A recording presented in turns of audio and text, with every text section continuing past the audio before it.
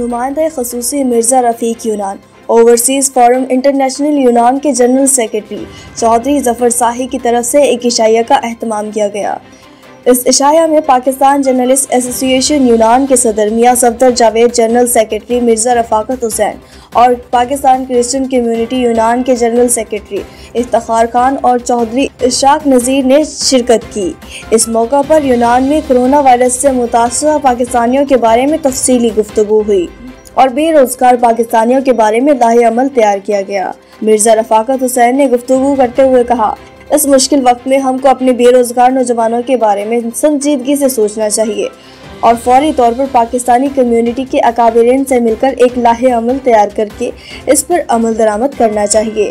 اس وقت corona virus کی وجہ سے یونان میں ہزاروں پاکستانی مزدور مشکل وقت سے دوچار ہیں اور یونان میں غیر قانونی طور پر مقیم ہونے کی وجہ سے ان کو حکومت یونان کی طرف سے بھی کوئی ریلیف نہیں مل رہا۔ انہوں نے کہا کہ اس مشکل وقت میں یونان میں مقیم پاکستان بزنس کمیونٹی کو اپنا کردار ادا کرنا ہوگا۔ کمٹ کرنا ہے کہ ان لوگوں کی مدد کی جائے، اور چونکہ اس وقت کرونا کی سیریس صورتحال ہے یونان میں، بہت زیادہ دوست جو ہیں وہ کاروبار کے پاس کام نہیں ہے، اور اس سلسلے میں ہم دیکھ کے جو یونان کے سارے حیثیت ہو گئے ان سے اس چیز کا اپنے پاکستان جرنلسٹ کے پلیٹ فارم سے اس چیز کا ان سے ریکویسٹ کرتے ہیں کہ وہ آئیں، سامنے آئیں اور اپنے ان ہم وطنوں کو اس برے وقت میں اکیلا نہ چھوڑیں، ان کا ساتھ دیں۔ اللہ ہم سب کا حامی ناصر، بہت شکریہ۔ اصل عبادت وہی ہے جس سے دلی سکون حاصل ہو۔